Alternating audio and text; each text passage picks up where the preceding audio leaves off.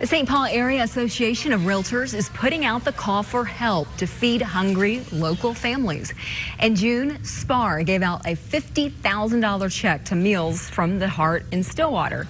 Now they want you to help them pack 250,000 meals for the nonprofit at a special event next month.